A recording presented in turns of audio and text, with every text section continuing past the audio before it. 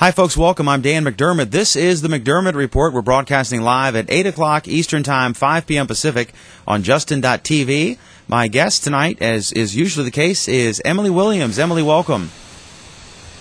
Hi, Dan. Thanks for having me. Great to have you aboard. Okay, one of the we want to talk about a couple things, big stories that happened toward the end of the week and over the weekend, mainly.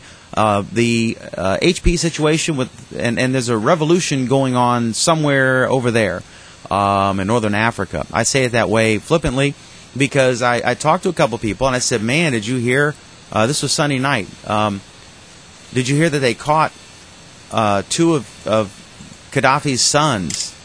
And boy, his days sure look numbered or something. And they looked at me like, what? Gaddafi, a couple people didn't even know who Gaddafi was, or Libya, or so my first thought was, there's a revolution going on over there, and are we weird because we're policy wonkish, or are they normal, or are they less informed than they should be? And then I made an analogy to your boyfriend Ryan, who is a nuclear engineer and could probably can't come home. He probably never can take his work home because you wouldn't understand, nor would I or anybody else, what they do all day. So that's an extreme case. Nuclear engineering requires a certain level of education, whereas watching the news doesn't necessarily, and obviously voting doesn't require any education. What do you think? Are we weird? I don't think so. And if we are, we shouldn't be. I think it's with something like Libya going on, and it has been going on for 6 months now, there's really no excuse for people not to know what's happening. I mean, they might not know up to the minute details about it, but they should know that there's unrest in that country and that they're trying to dispose, a dictator and what have you. I mean, that's really simple, easy stuff that you can learn in about 2 minutes from any news station. Even, I think all of the media stations have been covering this. Whether they're covering it as well as they should be is a completely different question. But there's no reason not to at least have an encyclopedic knowledge of what's going on there. There's no. Did you just? What am I doing? You said there's no reason to not have an encyclopedic knowledge. What do you mean? Yeah, that just means that. I mean, you don't need to have an in-depth article knowledge of it. At least a headline. Encyclopedias. At least to know that Libya exists and that we don't like Gaddafi. Yeah, it's the idea that encyclopedias cover a lot of things very shallowly. You have a little bit of knowledge about what's going on. I mean, that's all. But then again, if we asked everyone in America to point to Libya on a map, I'm sure that the results would be really depressing as well. So. Well, I mean, I grew up overseas and I lived in Africa, so I kind of know, what's going on there. And I actually flew, I believe, I could be wrong, but I remember when I was a little kid, in the airports overseas in Europe, you would look out the window in some of them and you could see the plane as it came up, because every airport's different, right? Some of these are small airports, and I used to look at the Pan Am flights, and there was Clipper Ocean Spray and Clipper Sea Breeze, Clipper of the Seas, they named them all. And I remember when I saw the flight crash, we were in London, I remember, I think I had flown on that exact airplane. I don't know if it was on Flight 103, but I think I had flown on that exact airplane. It was real scary to me. And it could have been us, because we flew to the States all the time. So it was unnerving. And, I want to get this guy. And then I was distraught when England released the person they say was responsible for it, but of course Gaddafi was the one responsible, allegedly. And so I don't know. I would like to see this guy not killed, but interrogated, publicly tried, and then hung or whatever they do for all the people he's murdered to prop up his regime. And I don't know what's going to follow. So that's the next question. I mean, we shouldn't really get into breaking stuff because more people watch this show after the fact. Literally 100 or 1,000 times as many people watch after than during. So everything will change by the time most people watch this who are going to. But as of right now, one or two sons are in custody. They captured two or detained them. And I'm sure all the Geneva Conventions were followed when they had those guys in custody. Just kidding. But apparently one escaped. There was a report of that, so I don't know if. But the main son, Saif, is the heir apparent, or is or was. I guess he's in custody, and the other son was doing an on-air report with Al Jazeera when they busted into his house. And I've just lost your video, I think. Maybe it'll come back. But what do you think? That's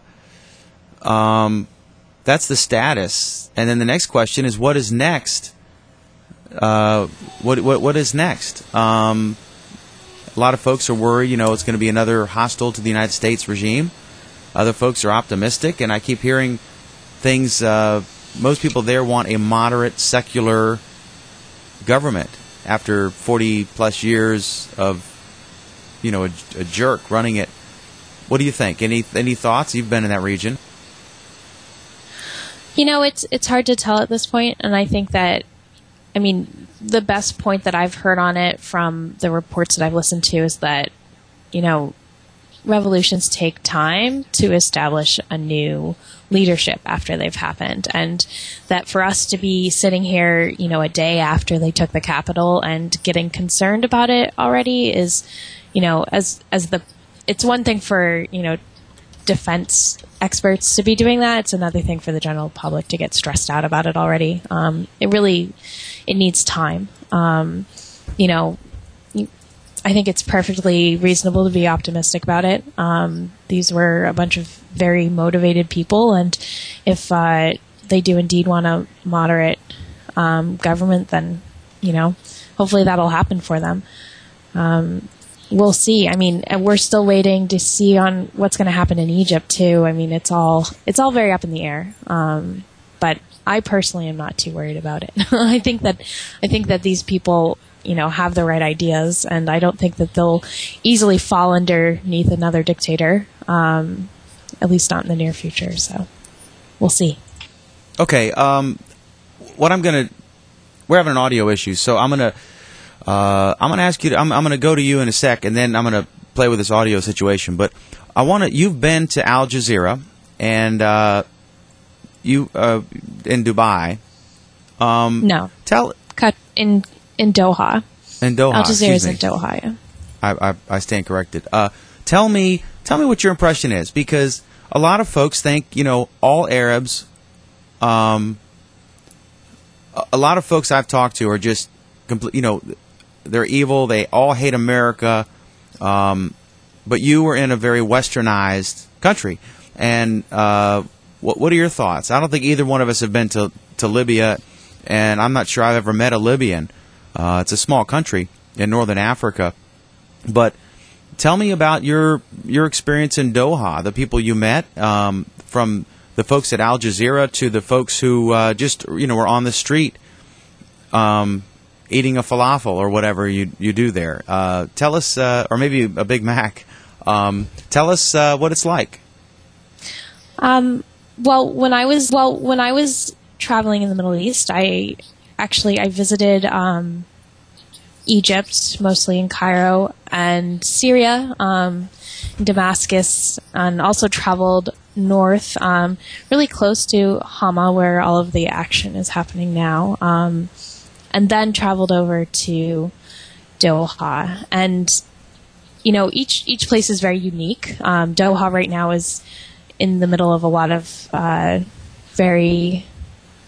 construction and a lot of upward movement as far as their capitalism and economics are concerned. But so it's a little hard to speak. We really didn't talk to the everyday man in Doha, because the everyday man in Doha is really non-existent at this point. There aren't a lot of people that reside there as permanent residents. It's a lot of businessmen, and but speaking from, we spoke with a lot of youth, college-age youth in both Egypt and Syria, and the general consensus was that while they might be angry at our government, they're not angry at us as a people, and that they, of all people, understand the separation between people and government, and that while they might not like what the United States is doing as far as foreign policy is concerned in the Middle East, that they don't actually hate Americans. And we had a lot of discussions about this, really just bad information and stereotypes that go back and forth on both sides. That their stereotype of America is that we're misinformed about Islam, which I would say on a whole, there are a lot of people that are very misinformed about Islam. And our stereotype of them is all being militant and, violent, and that Islam is a violent religion, which, really, I think the most common ground that I found and the most striking similarity culturally while being over there was that,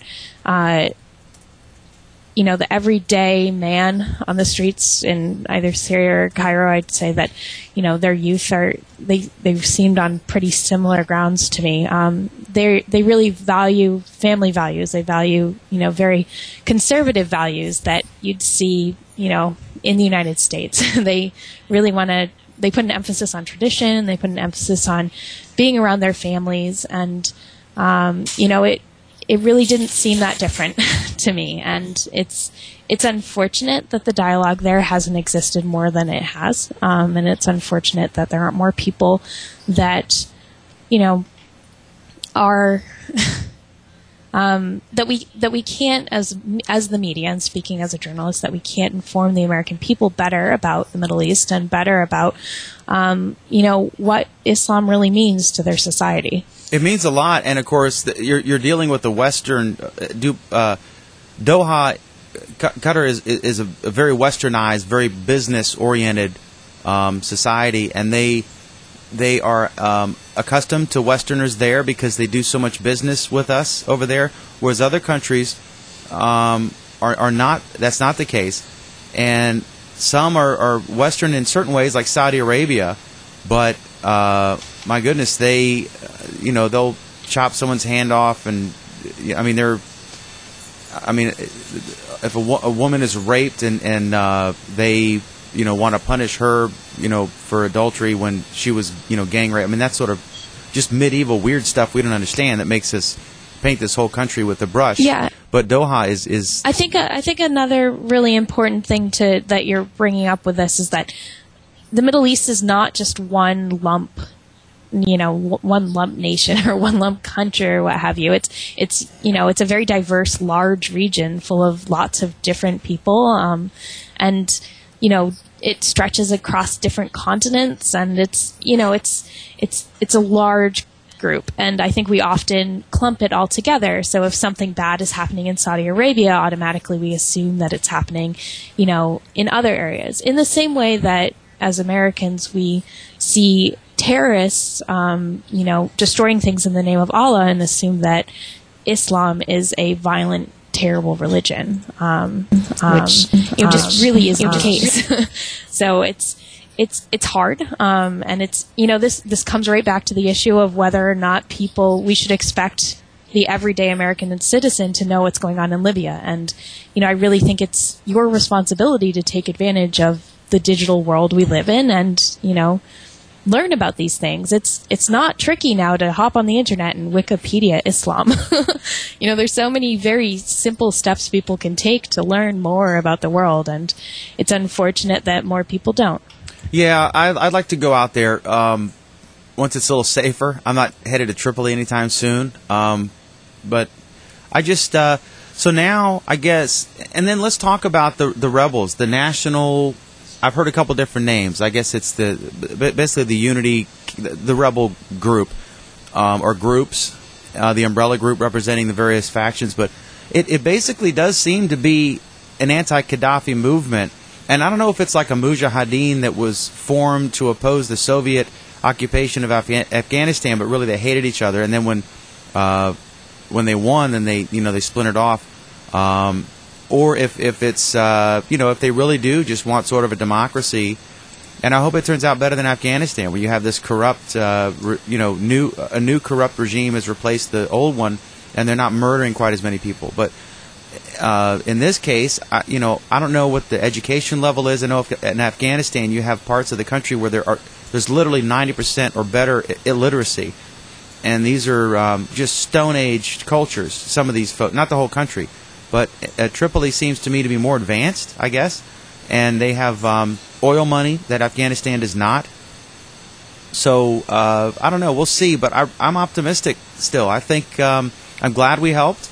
We really didn't have the money, and some folks like UVA political science professor and prognosticator on all things political, Larry Sabato, has constantly beaten a drum that, reminding folks that we're in a recession, disposable income depression, to use my term, and that we're spending money on Libya that we don't have, and so on.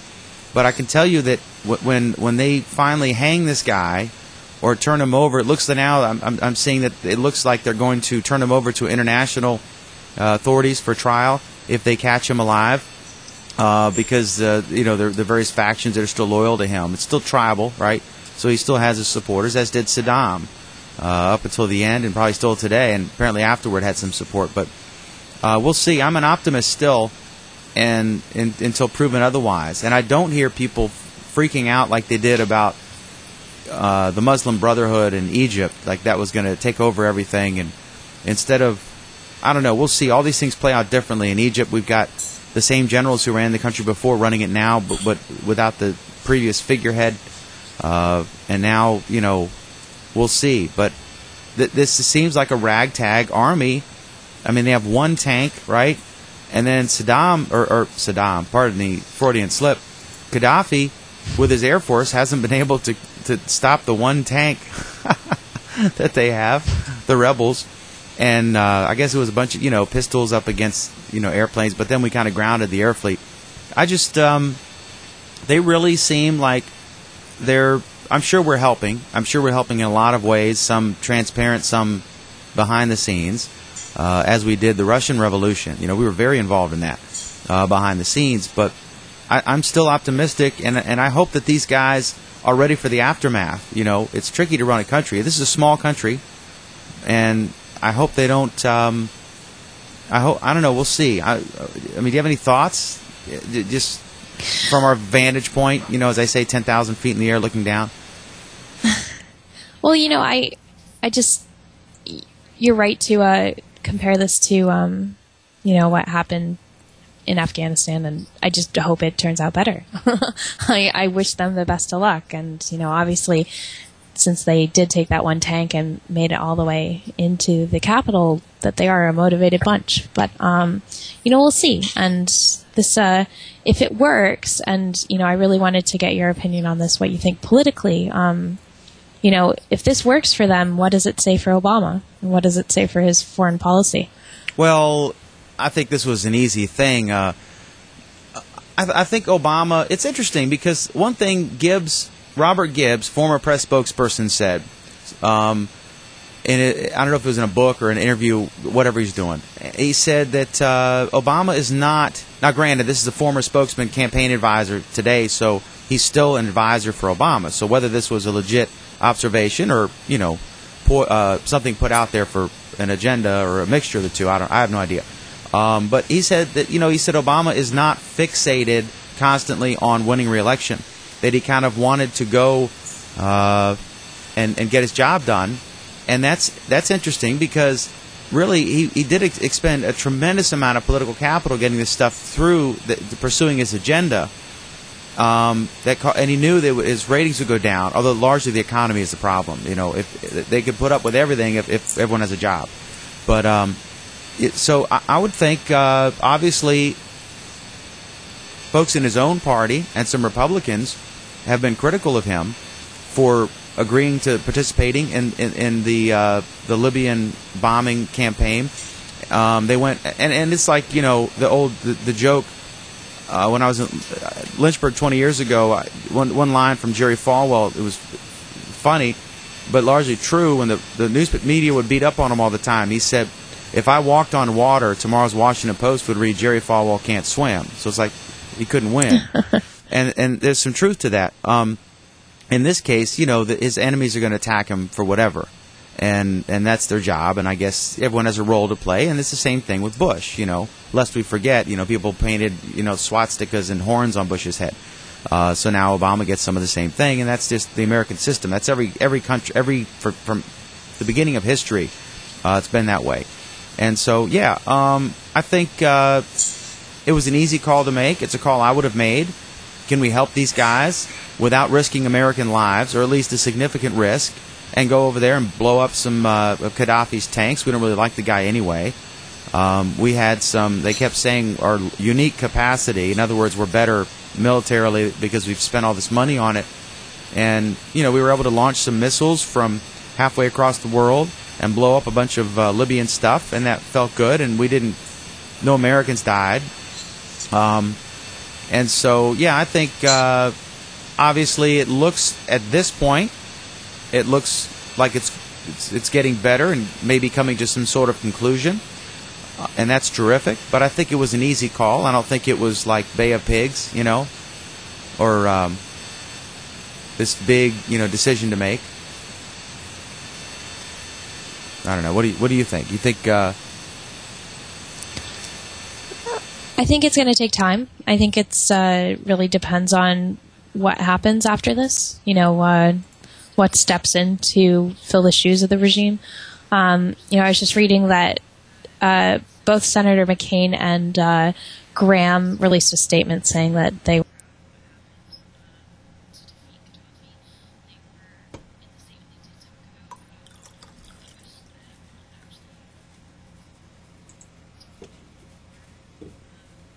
more of the more air power, so that this would have been over sooner.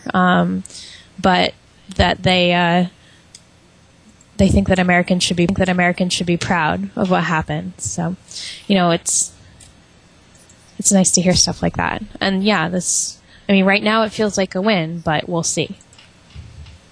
We will, and I hope everything turns out exactly like we're predicting, because, like I said, most people watch this after the fact. All right, let me get a couple observations. I'm going to look at the chat room here on Justin.tv.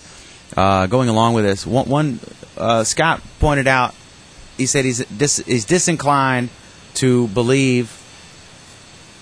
He's inclined to disbelieve some of the extremes examples of disbelief, or of the situations in the Middle East, And I think that, I don't know, I wasn't there, when some of these things happen, but they're largely reported. But it is important to remember, it's the old adage that nobody reports that the plane landed safely today. It's if it crashes, it makes the news. So we don't talk about all of the folks who didn't have their hand cut off and all the women who weren't beaten or raped, So even though that, that's... I didn't mean to come off flippant with that sentence, but that's the case, We don't talk about, today was a great day in the Middle East, no one got executed today. And then, we moved, the plane crash, so we'll talk about that, and we'll all follow that. And then Scott says, I respectfully put in my opinion that it is none of America's business to interfere. Anytime we rescue a person, we risk depriving them of their experience. I know that in some cases that philosophy sounds extreme, but it bears consideration. People who wish to fear will exaggerate. Okay. This gets to the chicken. The chick is being born, and if you help it by cracking the egg, then it won't have developed the strength to live. So you let it fight its way through the egg, and that's a weird example, but I see the point here. I think largely this is a Libyan effort. We're funneling things in. We're giving them some money and giving them weapons, I'm sure, and training and probably communication skills, and probably we're looking on our satellites and giving them intelligence. Gaddafi's people are here and blow this building up and you'll get them. I'm sure we're doing all those things. But remember, we are in the United States of America, which fought a revolution against the British with help from other countries. Yeah, I was just about to say that. Yeah, if it wasn't for the French, we might not be here. So, every revolution has its allies. It's part of the way the world works, I guess. They didn't just give us the Statue of Liberty. They helped us. But they did it for their own gain, right? Because they didn't like the English. There's been a bitter rivalry between those countries. And, everyone acts out of self-interest. It could be our self-interest, and it could be theirs. So, and in the same way that it was in the interest of our national security to, oust Gaddafi. Period. Definitely, I agree. I'm having some video issues, and that's why this thing's showing up here. We're using Skype, which is cool, but I'm actually having internet issues. So it's Comcast's fault, or it's the bear. I do want to get I want to get a bear update in. Friday night show, there was about a 400-pound black bear outside right before the show, and then I found out later there are 2 cubs so it's mama bear. And these are brown bears, not grizzlies, or these are black bears rather, not brown bears or grizzlies. And they're not quite as, allegedly they're not quite as protective of their young, although I don't believe that. That's the official word. And but some guy told me that, and I'm obviously not going to get, I challenged his theory, but not in practice. And then but anyway, so if the bear returns, we'll fill you in. I'm trying to get one of my folks around here to take a picture. And hopefully we'll have a picture of the bear at some point. And then Emily can go outside and shoo it off because she's not afraid of anything. That's right. All right, so the other thing we wanted to talk about, so we wish them well. I'm for it. I'm for intervening. We shouldn't intervene everywhere, okay? I'm a Ron Paul sometimes on some of these things. Hindsight's 20/20, and Iraq we went into, we shouldn't have, and we were either snowed or they deliberately were snowed. In other words, they wanted an outcome and they sought evidence to bolster their preconceived narrative, or they were idiots. I don't know, one of the two. And their justification is that other people were fooled as well. Well, you make a lot of money, and we pay you to not be fooled, and then we end up staying there for stubbornness, because we've already invested so much, we shouldn't just leave. So more Americans will die, and that's frustrating. Afghanistan, I think we had to go into because they were harboring Bin Laden, and we had to go get Bin Laden. Of course, that was give or take 10 years. And so now, but I think what we did there was a limited intervention. We simply tossed some bombs out there. No Americans have died. I don't think any. I'm sure we have some folks on the ground because they're not talking about that, so we must. And but I think it was mainly our equipment. Our Space Invaders type advanced military equipment, and we were able to drop some bombs and blow up a bunch of Gaddafi stuff, and good for us, screw that guy, and hopefully he'll be on trial soon. So, all right, why don't you tell us the HP thing? Why don't you update us on that story and what the status is? And I guess it might be too late to rush out to get your $100 HP tablet, $1 for each app available. That's right. They the price when it first was released was $500, I believe. Is that correct? Yeah, and then it. Nope. Let's see. We have a $600 model and a $500 model. And we've talked before about HP's tablet and whether or not it was going to live up to what the iPad has done, and we were worried originally that the price was going to be a problem, and it looks like it was. The company ended up slashing the price. It was knocked down to, the big one, the $600 model was $150, and the $500 model was knocked down to $100, and apparently they're sold out. So Americans are still in it for the bargain. The word is still out on whether or not, it's even worth that $100, but we'll someone said, as soon as we know someone who owns one. Someone this is funny. The rap is that the hardware is bad, and that the WebOS is cool, but there's not enough apps for it. But this all boils down. Now there's a big mad dash because it's $100, and this vindicates my point. Nobody is going to buy any tablet other than an iPad if the price is the same. Why would you, if a Yugo and a Cadillac are the same price, why would you not buy the Cadillac? But if it's, people buy the Yugo and the Chevette and whatever, because it's cheaper. It gets you there from point A to point B. It's not as luxurious. It doesn't have all the amenities. It's not as fun to drive. It's not as cool looking, but it gets you from point A to point B, and it's, $12,000 instead of $40 or $50. So, but if all the cars are $40,000, why the hell wouldn't you buy the Lexus or the Cadillac? And that's what these. It just strikes me as so obvious. Why aren't they? It doesn't make any sense to me why they're not doing this. And this is proven. Once again, I'm proven right by the fact that when they drop the price for a discontinued tablet that doesn't have any apps, a mixed prospect of ever getting any, with a hardware that is substandard.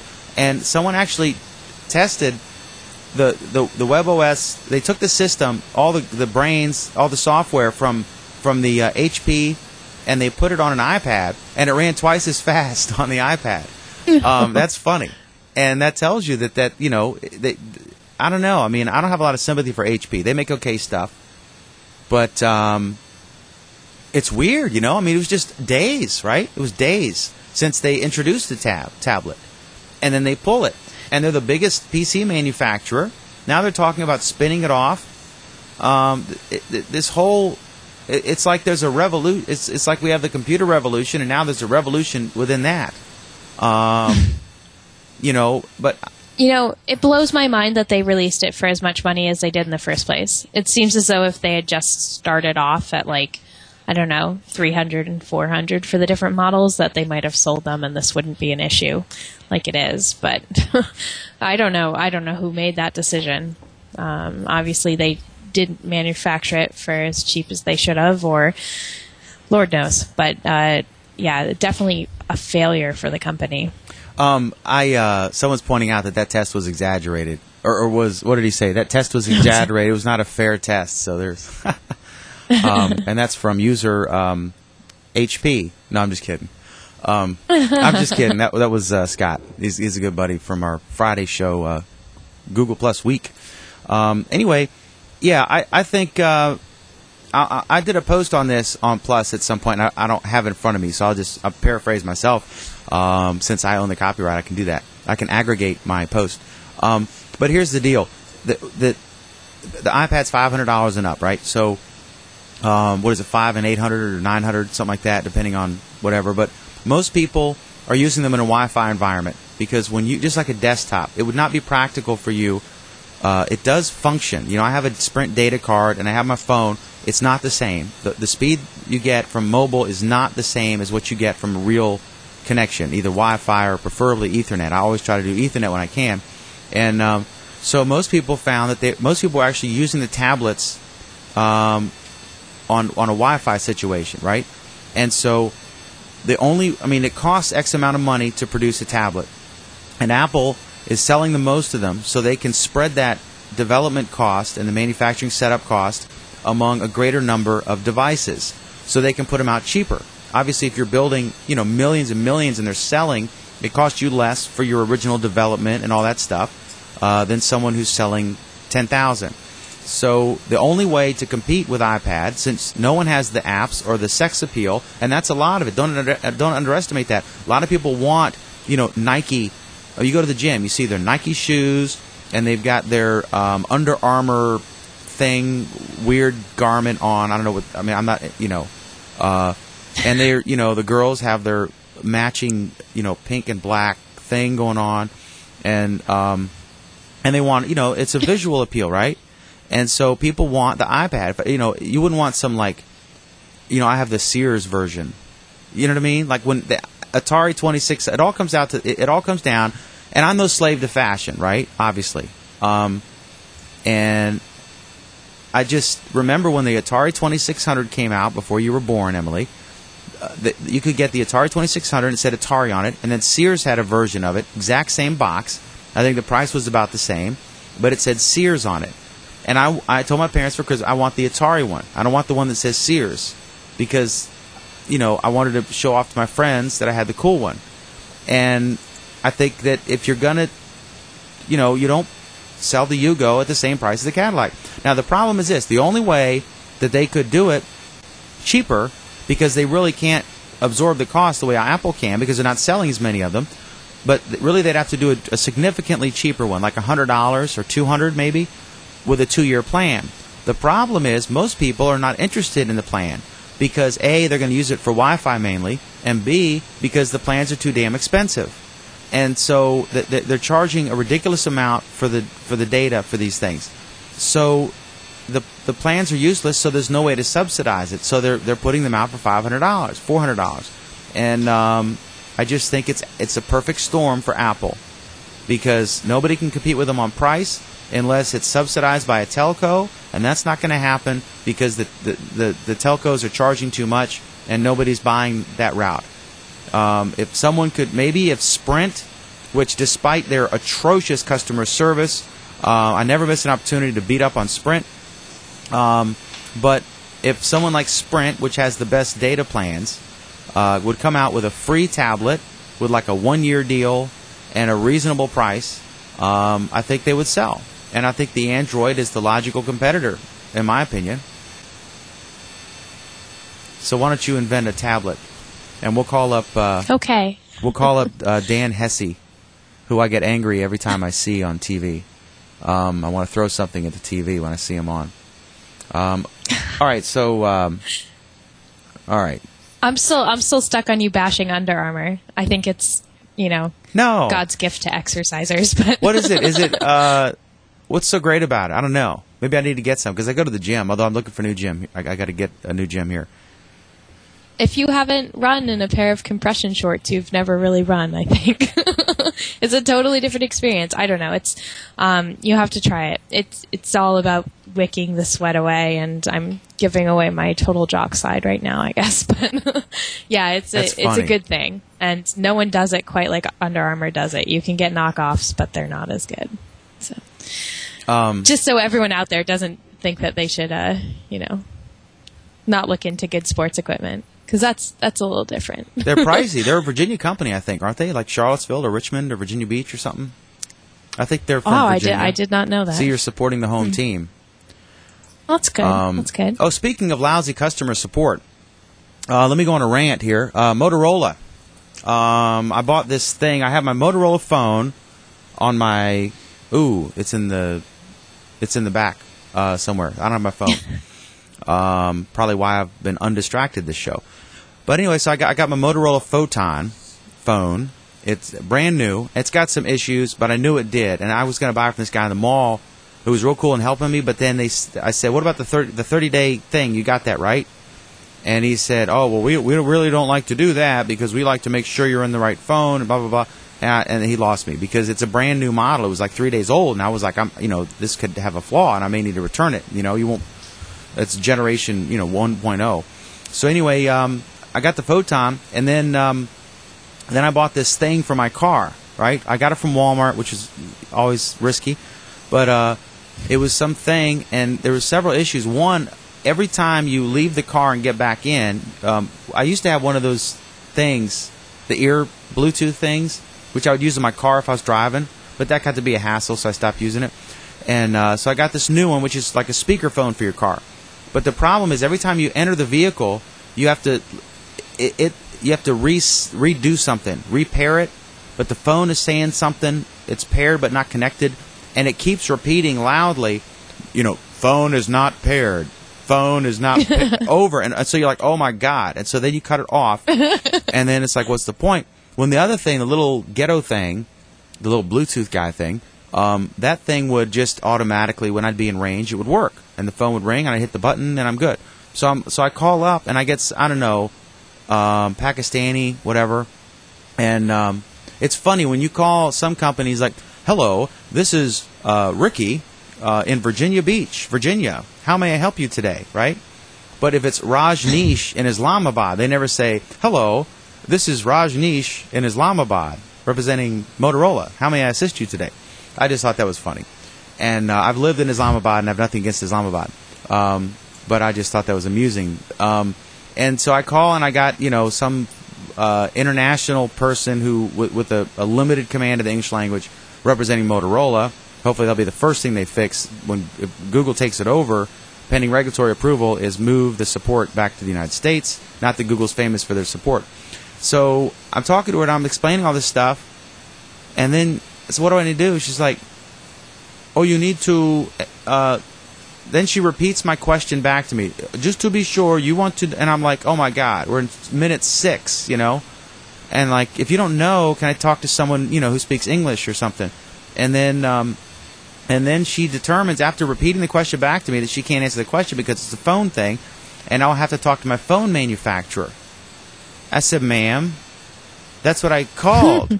I said, your Motorola. I pressed a phone issue. I pressed all the numbers to talk to someone about my phone. And, I don't know. So, Sergey's going to hear it, you know. Next time we hook up for lunch, for a croissant at the Google campus, I'm going to let him know he needs to fix the Motorola issue. So anyway, that's my rant about Motorola, which is fairly tame for a Dan rant. But what other stuff do you have? I'm sure you have something from NPR or TheNation.com or... You know, I think that's about it. You think we're good? You were bashing on Walmart, and no, we I like heard recently Walmart. that... Go ahead. Okay, well... Because I heard that Target's doing better financially than Walmart is. And, you know, people are saying it's because the upper middle class are coming to shop at Target more instead of shopping at other stores. Whereas the people that shopped at Walmart before are just shopping less at Walmart. So, you know, I thought that was a little interesting. Some of this stuff, tidbit. I mean, they all have their place, you know. But then, like Costco, in Lynchburg, so I got an apartment in Lynchburg, and then I'm in Bentonville now, which has a Costco in Winchester, and they're different. Sam's Club is a division of Walmart, but each store has their thing. You know, if you had a convenience store, Sam's Club's better. If you were just a consumer buying stuff, Sam's Club's better. If you're Costco is more upscale, I would say. They have some of the same things, but I went all the way through Costco, and there was nothing I really wanted to buy. But Sam's Club, I would have picked up 3 or 4 things. And then Walmart is good if you need, you know, socks. If you need groceries, they have some great groceries and great prices. They're significantly cheaper than other stores. Dramatically cheaper in some cases. Overall, that wasn't always the case. It's usually the case. They go through phases when their management tries to be something they're not. But then Target's good for other things. But like the clothing in either store does not appeal to me at all. I find myself going to a mall, to like a Belk, Macy's, or Penny's, or a Kohl's, and then just kind of seeing who's got a deal, you know, who's got the best sale that week. But they all have their place. But same store sales, I think, declined for 8 quarters. But then I think Walmart was up the last one. I could be wrong. And Target, they did, that was that story that came out that said Target was a little cheaper on some basics. They did a sample of, like, you know, basic things people buy all the time, and they said for the first time that Target actually came out under Walmart, and so they're competing on price. But maybe the higher end folks are leaving the mall and going to Target, but Target still, it's weird. I don't know. It doesn't have everything I'd want, and some of the stuff, like the clothes, are made for super skinny kids or something, and it just doesn't. I don't know. I'm always impressed by the clothes at Target. Women like Target. I think that women like Target. They do a great job at bringing in outside designers and stuff like that. But which I like to rely on. You know, outside designers. Yeah, I'm definitely. I go where the cheap clothes are. High quality but cheap price, right? I should have pointed out. That's all you need. You should follow the guru. I had a buddy of mine from Channel 13 in Lynchburg called me. He was working on a story, and he wanted to know if we did coupons. And I said, we have some, but I suggested he talk to this Lynchburg coupon guru. It was an ABC station in Lynchburg. And so I said, talk to her. And he didn't even know about her, but I found out from Brian Wygand from WLNI, who tweeted something. There was a 20% off coupon from Kohl's. So you should check out that website. But there's lots of internet stuff, and I didn't believe it because I'm not a coupon clipper. I never do it. Angie, who may be watching now, she would. She's a big coupon person, but she'd know, right? But like 20% off. Plus, it was the back to school weekend, so you had tax free, and you had a normal sale, and so I had to buy because I lost weight. I always like to mention, I've lost weight. And so I needed to buy new jeans, right? Because I'm like a 32-inch waist now, so I had to buy all new jeans. And so I was looking to buy like 4 pair of Levi's, and they're expensive, but they have the right fit, you know. So I was buying. We're totally ragging on you in the chat over Are here. they really? By the way. That's okay. You missed it. I don't see it. What chat are you in? Scott was just because you said that Target makes clothes for skinny kids, and so Scott asked if you had fat kids. I don't see it. You know. The last thing I see is me saying I'm having fun with it. Are people chatting still? Well, you missed a whole bunch then. Oh, man. You were behind the times. No, I thought they had left us. Behind the times. Nope. If they're going to talk about me, I should at least be able to monitor. So anyway, yeah. So I had to get my 541 or 514, whatever, you know, because you have that one you like, the one number, and they were $37.99 plus no tax because I was buying them for all of my back to school needs, and I had this 20% off coupon, and so yeah, it was a deal. I was very stoked. So you should follow. You should look at these, and I was leery. So I went in. The first thing I did, I went up to some cashier, and I showed her the printout. I said, "Is this a scam? You know, is this real? Or do I have a fax machine virus? You know?" And she said, "It's not a scam, sir." And so I bought my jeans for my fat kids. Dan has a clan. What are you saying? Oh my God! We should mention this Nothing. because it doesn't preserve it forever. What does it say here? Regular weed gang member. I don't know who that is. I'm not sure either. We got to find out. But my mom calls me Miss Emily, and I don't think it's my mom. That was my only speculation. Scott's mentioned the Galaxy Tab 10.1 compared to iPad 2 side-by-side wins in every spec. Price is almost identical, and of course the operating system comparison is all about preference. Isn't it about apps, Scott? You've got to have this. He's mocking. He was actually cool, but he said he called it the Proton. He called it the Motorola Proton. Yeah. And so I was Googling Proton, and then I said it to somebody, and they looked at me and laughed in my face, right? And